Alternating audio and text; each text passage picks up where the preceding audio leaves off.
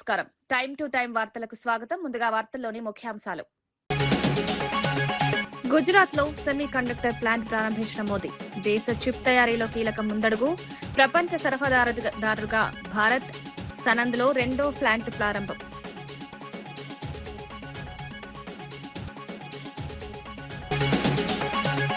దళిత క్రైస్తవులకు రిజర్వేషన్లపై షర్మిల డిమాండ్. మతంతో సంబంధం లేకుండా ఎస్సీ హోదా.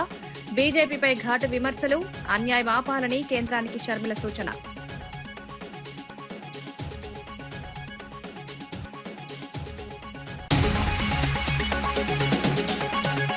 ఐపీఎల్ నేపథ్యంలో బెట్టింగ్ పై దయాకర్ హెచ్చరిక. యువత బెట్టింగ్లకు దూరంగా ఉండాలని సూచన. అప్పుల భారంలో పడద్దన్న పిలుపు. ప్రభుత్వం కఠిన చర్యలు తీసుకుంటుందన్న హెచ్చరిక.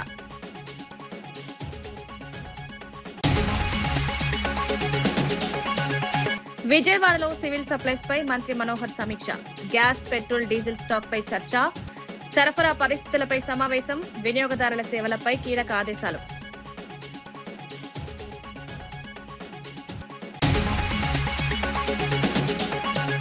నక్సల్ రహిత దేశం ప్రకటనపై సిపిఐ నారాయణ స్పందన. లొంగిపోయిన వారికి స్వేచ్ఛ లేదన్న వ్యాఖ్య. మావోయిస్టుల పరిస్థితిపై ఆందోళన. సిపిఐ అండగా ఉంటుందన్న హామీ.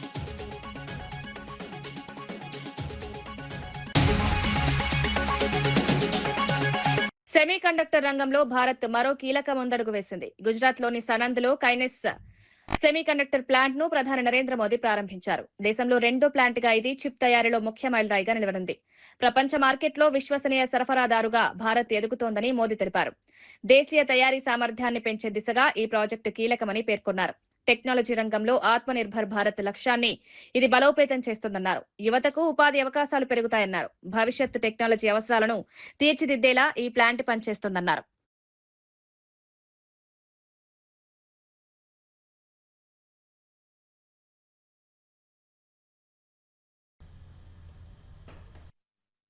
इक्कीसवीं सदी का ये दशक आरंभ से दुनिया के लिए अनेक चुनौतियां लेकर आया है. संकट पैंडेमिक का रहा है, कॉन्फ्लिक्ट का रहा है.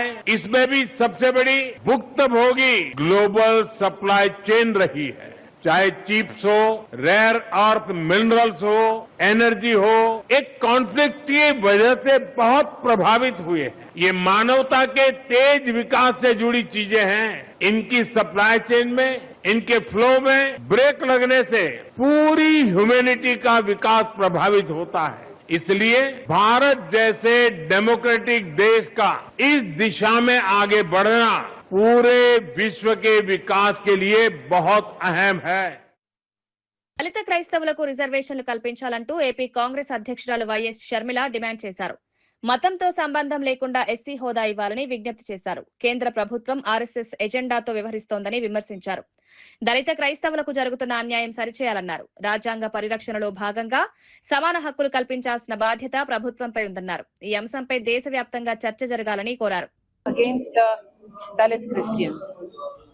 In essence, Congress party feels that gross injustice is being done to the Christian Dalits because in the state of Andhra Pradesh there is a huge number of Dalits that have been converted to Christianity. This has happened over generations and today there are a lot of people, almost 20% of the population are Dalits and 80% of them would definitely will fall under the Christian category. So all these people run the risk of losing their reservations and run the risk of losing the protection that the SC/ST Atrocity Act gives to them. In which case, their livelihoods, their lives will be affected, and Congress party takes serious objection to this. Also, the Congress party is alleging that the agenda of the BJP has been to attack Dalits, to attack Christians, to attack Muslims. Godhra, Manipur being classic examples of these. This whole thing now, this act against the Dalits is being carried out by the BJP only because they want to have a provision of carrying out more attacks on Dalits, Christians and Muslims. The whole point of doing injustice to them is because the BJP treats them as second grade citizens or inferior citizens. So the agenda of the BJP party has not been to implement the Constitution of India, but the Constitution of the RSS. And according to the RSS ideology, they do not want to have Dalits, Christians or Muslims in the country of India itself. Their whole agenda is to destroy them or to undermine them so much that they be restricted in society to the extent that they will be treated as inferior citizens. Congress party takes serious objection to this. Congress party has in the past fought for this right for Dalits. P.V. Narasimha Rao ji as Prime Minister and Y.S. Rajshekar Reddy ji as Chief Minister, both of them were in support of this Dalits Christians being treated as SCs. Thereby, Congress party even today stands by this, and we demand that Justice Ranganathan Misra committee, the report that they submitted, be upheld, because that report clearly says that religion has got nothing to do with the caste, and SCs are being discriminated in this country as a matter of fact. And thereby the Article 341 para 3, which states that only Hindus, Sikhs and Buddhists can be considered as SCs, that para itself should be eliminated. Congress party demands that this be done. Also, this report has to be tabled in the parliament. A debate has to be conducted. Parliamentarians have to speak about it. Parties have to speak about it. The people have the right to know which party stands for them and which party does not stand for them. Congress నేత కాటా శ్రీనివాస్ గౌడ్ చేసిన వ్యాఖ్యలను BRS నేత సింధు ఆదర్శ్ రెడ్డి తీవ్రంగా ఖండించారు.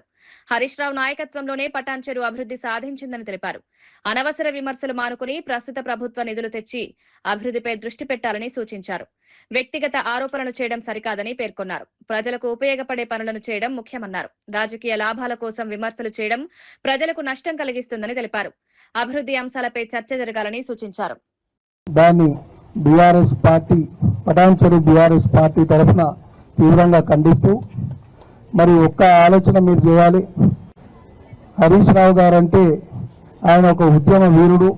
మన తెలంగాణ ఇవాళ ఈ స్థాయిలో ఉండడానికి కారణం కానీ, మరి 2014కు ముందు పటాన్ చెరు కాన్స్టిట్యున్సీ ఏ రకంగా ఉండే, 2014 తర్వాత పటాన్ చెరు కాన్స్టిట్యున్సీ ఏ రకంగా డెవలప్ అయిందంటే అది మరి హరీష్ రావు గారి నాయకత్వం, హరీష్ రావు గారి సహకారం లేకుండా మరి ఈ పటాన్ చెరు కాన్స్టిట్యున్సీ ఈ విధంగా అయ్యేదా ఒక్కసారి ఆలోచించాలి. మరి అంత గొప్ప వ్యక్తి గురించి మరి మన స్థాయికి తగ్గట్టు మనం మాట్లాడుతున్నామా? ఆ హరీష్ రావు గారి గురించి మాట్లాడే అంత స్థాయి మనకు ఉందా లేదా అని ఒక్కసారి. తెలంగాణలో గత బీఆర్ఎస్ ప్రభుత్వం అవినీతి అక్రమాలతో రాష్ట్ర గౌరవాన్ని దెబ్బతీసిందని ఎమ్మెల్యే మందుల శామ్యూల్ విమర్శించారు. కేటీఆర్, హరీష్ రావు హైదరాబాద్ లో తమ ఆస్తుల వివరాలు వెల్లడించాలని సవాల్ చేశారు. మంత్రి పొంగులేటి శ్రీనివాస్ రెడ్డిపై చేస్తున్న విమర్శలు రాజకీయ అసూయతోనే చేస్తున్నారని పేర్కొన్నారు. ఆయన పనితీరును చూసి భయపడుతున్నారన్నారు. ప్రజల ఆశయాలను విస్మరించిన గత ప్రభుత్వంపై ప్రజలు ఇప్పటికే తీర్పిచ్చారన్నారు. ప్రస్తుత ప్రభుత్వం పారదర్శకంగా పనిచేస్తోందని తెలిపారు. మీ ధర్మంగా చెప్పురి, హైదరాబాద్ లో మీకు ఎన్ని ఆస్తులు ఉన్నాయో మీ ధర్మంగా చెప్పురి. నిజంగా మీరు అబద్ధం ఆడనంటే మీరు సత్యచంద్రుడికి ఏమైనా పాలెల్లో లే పంగోలు అయితే చెప్పురి. మొత్తం దోసుకున్నారు కదా. కాళేశ్వరం ఎక్కడ బాయే, కాకతీయ ఎక్కడ బాయే. పాప నాయనరసింహారెడ్డి అంటుండే, స్వర్గీయ నాయనరసింహారెడ్డి గారు మిషన్ కాకతీయ దాని పేరు పెట్టుకుంటే ఆయన ఏమంటుండే, ఇది కమిషన్ కాకతీయ అంటుండే. అందుకనే రెండోసారి మంత్రి పదవి చేయలేరు. ఇంత దుర్మార్గంగా చేసిన మీరు తెలంగాణ ఇలా పొంగులేటి గారు కాంగ్రెస్ లో ఎప్పుడైతే చేరిండో వాళ్ళకి ఎప్పుడైతే చెమటలు పుట్టినాయి.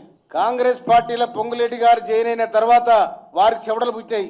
అయిపోయిందని మా పని అనుకున్నారు. ఆ కోపం ఇప్పుడు ఎలా తీస్తున్నారు. ఈ రాళ్ల పంచాయతీ, ఈ భూముల పంచాయతీ ఎక్కడిది? మీకు ఆక్రమించుకున్న భూములన్నీ, మీరు హైదరాబాద్ లో ఆక్రమించుకుని కట్టిన బిల్డింగ్లన్నీ కనుక పొంగులేటి మీద మీరు బర్తరఫ్ చేయాలని ఏదైతే గవర్నర్ గారికి అప్పీల్ చేసినరో, మిమ్మల మున్సిపల్ ఎన్నికలలో, ఎంపీ ఎన్నికలలో, సర్పంచ్ ఎన్నికలలో మిమ్మల్ని ప్రజలు బర్తరఫ్ చేసినారు. ఇప్పుడైతే కొద్దిగా కోతరు మీరు మిలిగిరు, అది కూడా మిలగారుగా.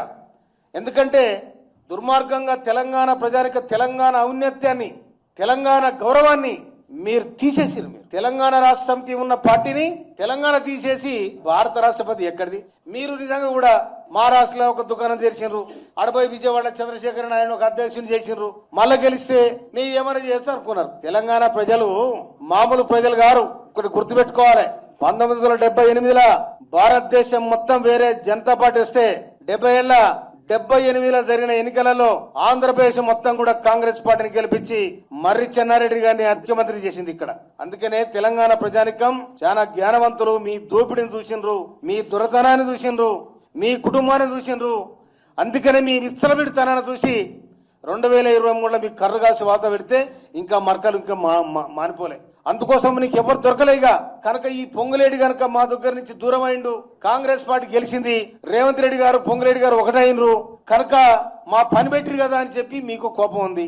అందుకోసమనే మీ దుర్మార్గాలు చూసి, మీ అహంకార పూరితమైన విధానాలు చూసి పొంగులేడి గారు మీ పార్టీ నుంచి బయటకు వచ్చాడు. అప్పుడే మీ పతనానికి నాంది పలికింది ఆ కోపం. మెట్రో రైల్ అంశంపై బయట విమర్శలు చేస్తున్న కేటీఆర్ అసెంబ్లీలో మాట్లాడకపోవడం ఎందుకని ప్రభుత్వ విప్ ఎన్ఎం శ్రీనివాసరెడ్డి ప్రశ్నించారు. బడ్జెట్ సమావేశంలో ఆరోగ్య బీమా, విద్యార్థులకు అల్పాహారం వంటి కీలక పథకాలు ప్రవేశపెట్టామన్నారు. కానీ వాటి ప్రభావం ప్రజల్లోకి వెళ్లకుండా చేయాలనే ఉద్దేశంతో ప్రతిపక్షం వాకౌట్ చేసిందని ఆరోపించారు. ప్రభుత్వం చేస్తున్న మంచి పనులను దారి మళ్లించేందుకు ప్రయత్నిస్తున్నారని విమర్శించారు. నివృత్తి చేసే ప్రయత్నం ప్రభుత్వం చేస్తుంది కదా. ఖచ్చితంగా భవిష్యత్తు కోసం మేము మెట్రో రైలును ఎందుకు టేక్ ఓవర్ చేసుకోవాలనుకుంటున్నాము, హైదరాబాద్ నగరం కోసము, భారత్ ఫ్యూచర్ సిటీ కోసము, ఇక్కడ నివసిస్తున్న కోట్లాది మంది ప్రజల కోసము ఏం చేయబోతున్నామో మేము చెప్తాం కదా. ఒకవేళ ప్రభుత్వం చేసే కార్యాచరణలో ఏదైనా లోపం ఉంటే మీరు శాసనసభ వేదికగా మీరే పలుపార్లు రేజ్ చేసిన ఇష్యూ మీద మీరు మాట్లాడే అవకాశం మీకు వస్తే ఎందుకు మీరు పారిపోయినరంటే మీ ఆరోపణలో పసలేదు, మీ ఆత్మకు శుద్ధశుద్ధి లేదు అనే అర్థం కదా. అలాగే ముఖ్యమైన విషయం, బడ్జెట్ ప్రవేశపెడుతున్న సమయంలో ఆ బడ్జెట్ కాయిదాలను చింపి చెవిలో పెట్టుకొని బయటికి పోవడం అనే ఒక అనాగరికమైన చర్య మొత్తం తెలంగాణ ప్రజలు గమనించారు. అందరు అనుకున్నారు వాళ్ళకు తెలివిలేదు, దుందుడుకుతనము ఏదో పోయిరని కాదు. పూర్తి సెన్సస్ తోటి బడ్జెట్లో బ్రహ్మాస్త్రాలు లాంటి పథకాలు ప్రవేశపెడుతున్నది విని అది డైవర్ట్ చేయాలి, దీన్ని చాలా సీరియస్గా తీసుకుంటే మా కొంప కొల్లేరైతుంది అని చెప్పి డైవర్ట్ చేసిన తర్వాత మేము గమనించినాం, సభలోనే ఉన్నాం, డైవర్ట్ చేయడానికి వాకౌట్ చేసినాం. మొదలు బట్టి విక్రమార్క గారు ముఖ్యమంత్రి గారు మొదటి నుంచి చెప్తా ఉన్నారు కొన్ని విప్లవాత్మకమైన మార్పులు బడ్జెట్లో ప్రవేశపెడతామో, కేటాయింపులు కూడా అద్భుతంగా ఉంటాయి. ఏమున్నది దాంట్లో? 1,15,00,000 మందికి ఆరోగ్య బీమా, 1,15,00,000 కుటుంబాలకి ఆరోగ్య బీమా అనేది భారతదేశ చరిత్రలో 75 సంవత్సరాల స్వాతంత్రం వచ్చిన తర్వాత మొట్టమొదటిసారిగా ఒక ప్రభుత్వం ప్రతి రేషన్ కార్డు హోల్డర్కి కూడా 5 లక్షల రూపాయల బీమా కల్పించే ఒక పథకం. దాన్ని అనౌన్స్ చేయగానే వాళ్ళ కళ్ళు బయర్లు గమ్మినాయి. దాంతో ఆగలే మేము. నెక్స్ట్, ప్రతి విద్యార్థికి మార్నింగ్ అల్పాహారం ఇస్తాము, మధ్యాహ్నం వాళ్లకు లంచ్ పెడతాము, విద్య మీద మేము కూలంకషంగా చర్చ జరుపుతాము, బడ్జెట్ కేటాయిస్తున్నాము, కొత్త పథకాన్ని తీసుకొస్తున్నాం అని చెప్పి ఇప్పుడు చెప్పడము అర్థమైపోయింది వాళ్లకు. ఏదో కొంపలు మునిగేటట్టు ఉన్నాయి. ఈ 2 అంశాలు ప్రజల్లోకి పోతే మేము చేసే యాగి అన్ని మర్చిపోతారు, ప్రజలు దీని మీద చర్చ పెడతారు అన్న ఉద్దేశంతో, ఒక కుట్రతోటి, ఒక సంకుచితమైన మనస్తత్వంతో, ఈ ప్రభుత్వానికి ఎటువంటి మంచి పేరు కూడా రావద్దు అన్న దుగ్ధతోటి వాళ్ళు వాకౌట్ చేసిన విషయము తెలంగాణ ప్రజలందరూ గమనించాలి. మాకు తెలుసు వాళ్ళ ఎత్తులు జిత్తులు, 25 ఏళ్ల నుంచి మేము చూస్తా ఉన్నాం. ఇది ఖచ్చితంగా ఆ విజయవాడ కానూరులోని సివిల్ సప్లైస్ భవన్ లో రాష్ట్ర ఆహార పౌర సరఫరాల శాఖ మంత్రి నాదెండ్ల మనోహర్ సమీక్ష సమావేశం నిర్వహించారు. LPG gas, petrol, diesel stock పరిస్థితులు, వినియోగదారులకు సరఫరా వ్యవస్థపై సమగ్రంగా చర్చించారు. ఆయిల్ కంపెనీల ప్రతినిధులు, శాఖ అధికారులు పాల్గొని ప్రస్తుత పరిస్థితులపై వివరాలు అందించారు. ప్రజలకు ఎటువంటి ఇబ్బందులు లేకుండా సరఫరా కొనసాగించాలని మంత్రి ఆదేశించారు. నిల్వలు సరిపడా ఉండేలా చర్యలు తీసుకోవాలని సూచించారు. ధరల స్థిరత్వం, సరఫరా లోపాలు లేకుండా ఉండే విధంగా సమన్వయం అవసరమన్నారు.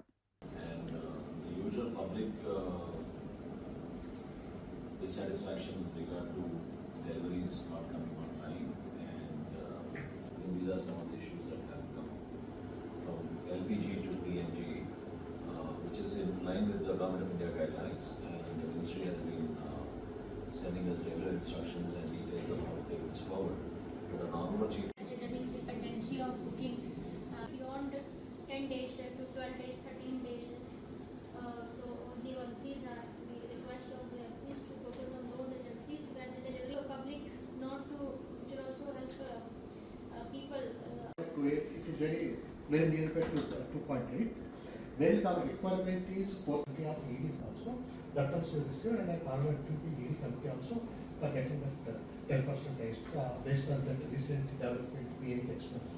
All those things are there. Sir, regarding that 30% bifurcation was given. We are not talking about any rate, don't worry.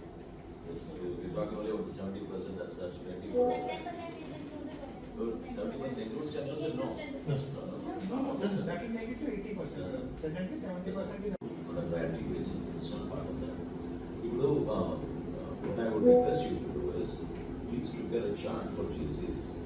Let GCs also update us on a daily basis how they are distributing the non-commercial. Now that the schools are closing and the hostels are closing, we should prioritize bringing the business back. So we have an indicative plan, sir. Go to the next slide. IPL మ్యాచ్ల నేపథ్యంలో యువత బెట్టింగ్లకు దూరంగా ఉండాలని TPCC నేత చెనగాని దయాకర్ సూచించారు. Betting అలవాట్లు యువత భవిష్యత్తును నాశనం చేస్తాయని హెచ్చరించారు. అప్పులు చేసి కుటుంబాలకు భారంగా మారకూడదన్నారు. సీఎం రేవంత్ రెడ్డి నాయకత్వంలో ప్రభుత్వం బెట్టింగ్లపై కఠిన చర్యలు తీసుకుంటోందన్నారు. యువత చట్టవిరుద్ధ కార్యకలాపాలకు దూరంగా ఉండాలని సూచించారు. సోషల్ మీడియా ప్రభావంతో మోసపోవద్దని హెచ్చరించారు. బాధ్యతతో వ్యవహరించి తమ భవిష్యత్తును కాపాడుకోవాలని పిలుపునిచ్చారు. వెనక ఉన్నటువంటి ముఠాను కూడా కట్టడి చేసే ప్రయత్నం జరుగుతూ ఉన్నది. తెలంగాణ ప్రజాప్రభుత్వం ముఖ్యమంత్రి రేవంత్ రెడ్డి గారు అధికారం రాగానే యువతకు విద్యా ఉపాధి అవకాశాలు పెంచే విషయంలో ముఖ్యమంత్రి గారు ఇవాళ స్కిల్ యూనివర్సిటీ, ఇవాళ విద్యా ఉపాధి ఉద్యోగ అవకాశాలు పెంచే ప్రయత్నం జరుగుతూ ఉంది తెలంగాణలో. ఐపీఎల్ మ్యాచ్ అనేది వినోదాత్మకంగా చూసి ఎంజాయ్ చేయండి తప్ప దానికి బానిసై దాని జూదంగా అప్పుల పాలై బెట్టింగ్ యాప్లకు పాల్పడి మీరేదో సంపాదించాలనుకొని అత్యాశలకు పోయి తల్లిదండ్రులకు భారంగా మారొద్దని కూడా యువతకు కోరుతా ఉన్నాను. బెట్టింగ్ యాప్లు అనేది పచ్చి బోగస్. దాంట్లో మీరు భాగమై మీ జీవితాన్ని, మీ అమూల్యమైన జీవితాన్ని వృధా చేసుకోవద్దని కూడా కోరుతా ఉన్నాను. పోలీస్ యంత్రాంగం కూడా, డీజీపీ గారు కూడా మనవి ఈ బెట్టింగ్ యాప్లపై కఠినంగా చర్య తీసుకొని యువత భవిష్యత్తుకు మీరు కాపాడే ప్రయత్నం కూడా చేయాలని కూడా మరి కోరుతా ఉన్నాను డీజీపీ గారికి. దయచేసి తెలంగాణ యువత కానీ తల్లిదండ్రులు కానీ యువత పిల్లలపై కూడా నిఘా పెట్టి వాళ్ళకు ప్రత్యేకమైన శ్రద్ధ తీసుకోవాలని కూడా మరి కోరుతూ ఈ బెట్టింగ్ యాప్లకు పాల్పడొద్దు. సూపర్ 6 పథకాల అమలుతో జగన్ మతి భ్రమించిందని మంత్రి వాసంశెట్టి సుభాష్ విమర్శించారు. చంద్రబాబు విజన్, పవన్ కళ్యాణ్, లోకేష్ కృషితో ఆంధ్రప్రదేశ్ అభివృద్ధి దిశగా దూసుకువెళ్తుందన్నారు. 21 నెలల్లోనే కీలక పథకాలను అమలు చేసి ప్రజలకు ఉపశమనం కల్పించామన్నారు. రాష్ట్రాన్ని రాబోయే 10 ఏళ్లలో దేశంలో నెంబర్ 1 గా తీర్చిదిద్దుతామని పేర్కొన్నారు. జగన్ వెంటనే యోగా చేయాలని వ్యాఖ్యానించారు. ప్రభుత్వ పనితీరును చూసి ప్రతిపక్షం అసహనం వ్యక్తం చేస్తోందన్నారు. విష ప్రచారాలు చేశారు. సూపర్ 6 సూపర్ హిట్ అవడంతో మతి భ్రమించి పిచ్చి మాటలు మాట్లాడుతూ ఉన్నారు జగన్మోహన్ రెడ్డి గారు. అదేవిధంగా ఈ రోజున వస్తున్న పెట్టుబడులన్నీ ఎక్కడ అసాధ్యం, ఇవన్నీ అసాధ్యం, వీళ్ళ వల్ల అవ్వదు, ఎందుకు ట్రై చేస్తున్నారో తెలియదు అని చెప్పే పరిస్థితిగా ఆనాడు ఉంటే ఈరోజు అవన్నీ నా వల్లే సాధ్యమయ్యాయి, నేనే తీసుకుని వచ్చానని సిగ్గు లేకుండా పిచ్చివాగులు వాగుతూ ఉన్నారు. గత 5 ఏళ్ళు ప్రభుత్వంలో ఇటు టీడీపీ కార్యకర్తలను కానీ, జనసేన కార్యకర్తలను కానీ, అలాగే బీజేపీ కార్యకర్తలను కానీ ప్రశ్నించే ఏ గొంతునైనా సరే కేసుల ద్వారా పీకి నొక్కి ఇబ్బందులు పెట్టే పరిస్థితి వైఎస్ఆర్సీపీ ఉండేది. మంత్రి పొంగులేటి శ్రీనివాసరెడ్డిపై వస్తున్న ఆరోపణలను ఎమ్మెల్యే పాయం వెంకటేశ్వర్లు ఖండించారు. ప్రజాసేవ కోసం రాజకీయాల్లోకి వచ్చి నిస్వార్థంగా పనిచేస్తున్న నాయకుడిపై తప్పుడు ఆరోపణలు చేయడం సరికాదన్నారు. ఖమ్మం జిల్లా నుంచి ప్రాతినిధ్యం వహిస్తూ ఎప్పుడూ ప్రజల మధ్య ఉంటున్నారన్నారు. వ్యక్తిగత అక్కసుతో అసెంబ్లీ వేదికగా విమర్శలు చేయడం ప్రజాస్వామ్యానికి విరుద్ధమన్నారు. ప్రజలకు సేవ చేసే నాయకుడిని లక్ష్యంగా చేసుకోవడం అనైతికమని పేర్కొన్నారు.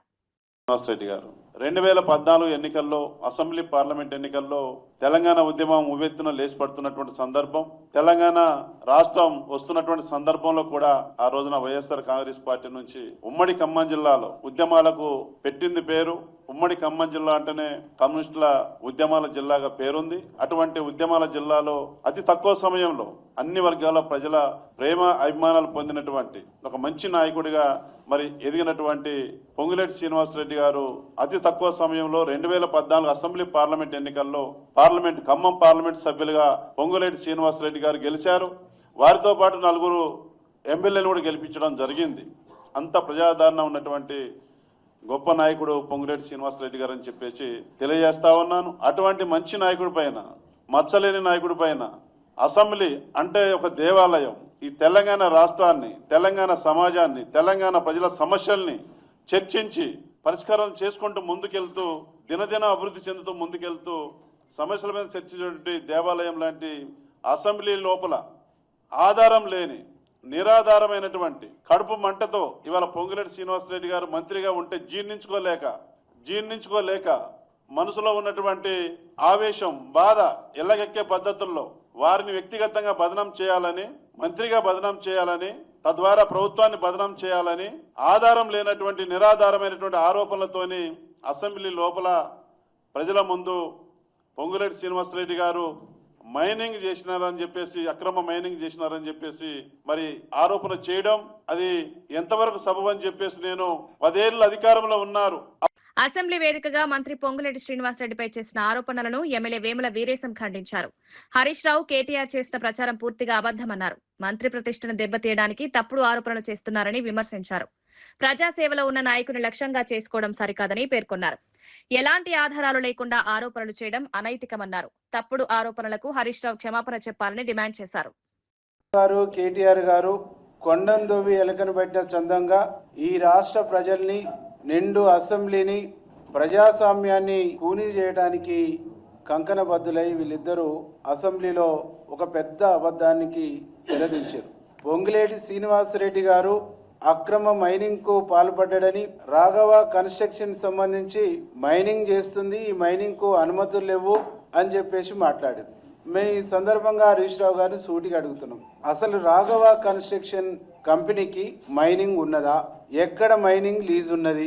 అసలు వాళ్ళు మైనింగ్ చేసిండ్రా? వాళ్ళ కన్స్ట్రక్షన్ కంపెనీ ఉన్నమాట నిజమే, కానీ క్రషర్ ఉన్నదా? రాఘవ పేరుతో క్రషర్ ఉంటే చూయించు, రాఘవ పేరుతో మైనింగ్ లీజ్ ఉంటే చూయించు. కానీ లేని అబద్ధాన్ని, లేని అంశాన్ని రాఘవ గ్రూప్కి అద్ది పొంగులేటి శ్రీనివాసరెడ్డి గారిని బదనం చేయడానికి కంకణబద్దులయ్యారు బావబామర్దులు. ఇది వాస్తవం. యాక్చువల్ ఈడ మైనింగ్ లేదు. ఎక్కడన్నా అండర్ గ్రౌండ్ సెల్లారు కొడుతున్నప్పుడు అక్కడి నుంచి వచ్చినటువంటి బోర్లు తీసుకొచ్చి అక్కడ డంప్ చేస్తుంటే ఆ డంపింగ్ కాడ క్రషింగ్ చేసుకుని అమ్ముకోవడానికి నా తిరుమల కన్స్ట్రక్షన్ కంపెనీ వాళ్ళు పర్మిషన్ తీసుకున్నారు. పర్మిషన్ తీసుకుని రోడ్డు కాంట్రాక్టర్లకు, బిల్డర్స్కు అమ్ముతున్నటువంటి పరిస్థితి. ఏ శిక్షకైనా సిద్ధమన్నా రా, మరి బహిరంగ క్షమాపణ చెప్పు. నేను తప్పు చేసిన పొంగులేటి శ్రీనివాసరెడ్డి గారు, ఆ క్రషరు రాఘవది కాదు, రాఘవలో అసలు మీరు డైరెక్టర్లే లేరు, నాకు వచ్చినటువంటి తప్పుడు సమాచారంతో ఈ సమాజానికి నేను తప్పుడు సంకేతాలను ఇచ్చినా, తప్పుడు సమాచారాన్ని ఇచ్చినా నన్ను క్షమించమని చెప్పేసి అడగండి. కానీ ఇలాంటి తప్పుడు భావజాలాన్ని, తప్పుడు వాతావరణాన్ని, తప్పుడు సంస్కృతిని, రెచ్చగొట్టేటువంటి సంస్కృతిని, మనుషుల యొక్క విలువల్ని మంటగలిపేటువంటి పదాల్ని, మనుషుల యొక్క విలువల్ని. మైనింగ్ మాఫియా అంశంపై కాంగ్రెస్ నేత కాటా శ్రీనివాస్ గౌడ్ సంచలన ఆరోపణలు చేశారు. పటాన్చెరు ఎమ్మెల్యే గూడెం మైపాల్ రెడ్డిపై సీబీఐ విచారణ జరపాలని డిమాండ్ చేశారు. అక్రమ సంపాదనలో హరీష్ రావుకు కూడా సంబంధం ఉందన్నారు. 380 కోట్ల స్కామ్ ను చిన్న విషయంగా చూపించడం సిగ్గుచేటని విమర్శించారు. భూ కబ్జాలు, అక్రమ మైనింగ్ కు గూడెం కుటుంబం కేంద్రంగా మారిందన్నారు. బాధితులకు న్యాయం చేయాల్సింది పోయి కబ్జాదారులను కాపాడుతున్నారని ఆరోపించారు. మరి ఈరోజు ఈ మైపాల్ రెడ్డి గురించి, వాళ్ళ సోదరు గురించి ఇంత బాధపడతా ఉన్నారంటే వాళ్ళు మాకైతే అనుమానం వస్తూ ఉంది. మరి ఈరోజు ప్రతి దాంట్లో, ప్రతి అక్రమంలో ఖచ్చితంగా మీ వాటా ఉన్నదేమో అని చెప్పి మాకు అనుమానం వస్తూ ఉంది. ఇల్లీగల్ లావాదేవీలకి నువ్వు ఈరోజు పట్టం కడతావా? ఆ రోజు నువ్వు కంప్లైంట్ ఇవ్వకుండానో ఇలాంటి అన్ని చట్టపరంగా జరగాల్సిన అన్ని కూడా నువ్వు ఆపాల్సిన బాధ్యత నీకు లేదా? చట్టం నీ చుట్టమా? ఏం చేస్తుంది గవర్నమెంట్? ఆ రోజు ఉన్నటువంటి 2023లో మరి ఈరోజు ఆ రోజు మాట్లాడినా కదా 10 సంవత్సరాల ప్రభుత్వంలో మరి ఉన్నటువంటి 38 క్రెషర్లలో దాదాపు 90% మంది అందరు ఎంక్రోచ్మెంట్ అయ్యారు. ఎవరు కూడా పర్మిషన్లు ఎవరు కూడా సక్రమంగా లేవు. నేను ఎప్పుడు కంప్లైంట్ చేయలేని మాట్లాడుతున్నావు కదా, నీ ప్రభుత్వం కానీ నువ్వు కానీ ఆ రోజు ఏం చేస్తున్నావు అని అడుగుతావు, నాకు గడివిక్తురా అని అడుగుతా ఉన్నాయి. ఈరోజు ఇంద్రేశం రామేశ్వరం మండలంలో 453 సర్వే నంబర్లో మరి ఒకే 12 గుంటలు నిన్న మొన్న పెట్టిన విషయం వాస్తవం కాదా అని అడుగుతా ఉన్నా. మన కాజుపల్లి కుత్బులాపూర్ బార్డర్ లో ఎక్సెస్ భూమిలో మరి దాదాపుగా 3 ఎకరాల ఫైర్ స్టేషన్ కి ఏర్పాటు చేస్తే దాంట్లో 35 మున్నగులు ఓడిపించిన విషయం వాస్తవం కాదా అని అడుగుతా ఉన్నా. అంటే ఇట్లా వందల కోట్ల రూపాయలు, ఇట్లా వేల కోట్ల రూపాయలు ఇట్లా దండుకొని ఇష్టానుసారంగా ప్రజల్ని ఇబ్బంది పెట్టుకుంటా ఇవి చేసుకున్న వాళ్ళకి మీరు ఒత్తాసు పలుకుతూ చూడండి.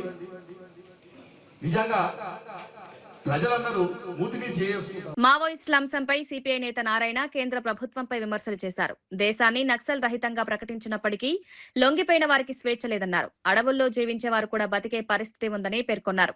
మావోయిస్టులను హింసించడం, మానసికంగా ఇబ్బంది పెట్టడం సరికాదని వ్యాఖ్యానించారు. ప్రస్తుతం వారు ఆత్మహత్యలకు పాల్పడే పరిస్థితి ఏర్పడిందని ఆందోళన వ్యక్తం చేశారు. లొంగిపోయిన వారికి సరైన పునరావాసం కల్పించాలని సూచించారు. తర్వాత వాళ్ళు స్వేచ్ఛ లేదు. వాళ్ళు ఎవరితో కలుసుకోవాలంటే కూడా వీలు కావాలి, ఆన్సర్ కావాలి. వాళ్ళు ఒక పక్క సరెండర్ అయిపోయిన తర్వాత నక్సలైట్ విధానాలకు మేము స్వచ్ఛపని చెప్పిన తర్వాత వాళ్ళు ఎవరితో కలిసి తప్పే ఉంది. ఏమంటే తుపాకులు పెడుతుంటారా? వాళ్ళని ఎవరిని కలవడానికి వీలు లేకుండా ఆటంకపరుస్తున్నారు. వాళ్ళు గుర్తు లేకుండా చేస్తున్నారు. 40 ఏళ్ళు రాజకీయ అధ్యాత్మ బయటకు వస్తే ఆయన నాకేం చెప్పాడు, నేను ఆత్మహత్య చేసుకోవాల్సి వస్తుంది సార్. ఎందుకంటే మాకేం లేదు, బయటకు వచ్చాము, మాకు తిండి లేదు, మాకు ఆధారం లేదు, సెల్ఫ్ రెస్పెక్ట్ లేదు అని బాధపడుతున్నారు. అట్లా ఎంతమంది బాధపడతారు మాకు తెలిసింది ఒకటం. అంటే మీరు చెప్పిన దాని ప్రకారం వాళ్ళు జనజీవన శ్రమతో కలవడానికి వచ్చిన తర్వాత వాళ్ళకి ఆ విధంగా ఫ్రీడమ్ ఉండాలి. ఒకటి వాళ్ళకి రీహాబిలిటేషన్ సెంటర్ ఉండాలి. వాళ్ళకి కన్నాలు కాపాడాలి కదా, మీరు అది చేయలేకపోతున్నారు. ఇది కరెక్ట్ కాదు. ఇది ఈ విధంగా హింసించి మానసిక క్షోభ పెట్టడం కరెక్ట్ కాదు. దీన్ని మేము తీవ్రంగా ఖండిస్తున్నాం. ఇప్పుడు కూడా సరెండర్ అయిన వాళ్ళు ఏమైనా ఇబ్బంది అయితే సిపిఐ సిద్ధంగా ఉంది వాళ్ళని కాపాడుకోవడానికి. ఎవరికైనా ఇబ్బంది ఉంటే ఆ పార్టీకి చెప్పుకుంటే మేము తప్పనిసరిగా వాళ్ళకి సహాయం చేస్తాం అనే రకాల విషయాన్ని హామీ ఇస్తున్నాను. వార్తలు ముగించే ముందు ముఖ్యాంశాలు మరోసారి. గుజరాత్ లో సెమీ కండక్టర్ ప్లాంట్ ప్రారంభించిన మోదీ, దేశ చిప్ తయారీలో కీలక ముందడుగు. ప్రపంచ సరఫరాదారుగా భారత్, సనంద్లో 2వ ప్లాంట్ ప్రారంభం.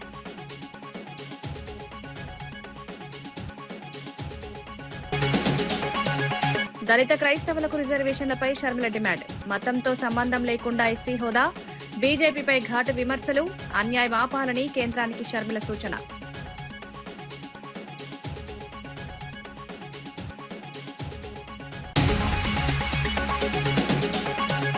ఐపీఎల్ నేపథ్యంలో బెట్టింగ్ పై దయాకర్ హెచ్చరిక.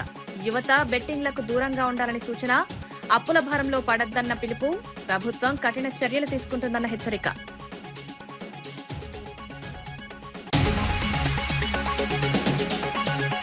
విజయవాడలో సివిల్ సప్లైస్ పై మంత్రి మనోహర్ సమీక్ష.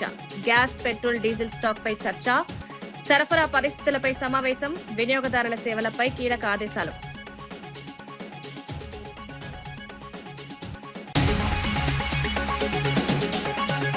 నక్సల్ రహిత దేశం ప్రకటనపై సిపిఐ నారాయణ స్పందన. లొంగిపోయిన వారికి స్వేచ్ఛ లేదన్న వ్యాఖ్య. మావోయిస్టుల పరిస్థితిపై ఆందోళన. సిపిఐ అండగా ఉంటుందన్న హామీ.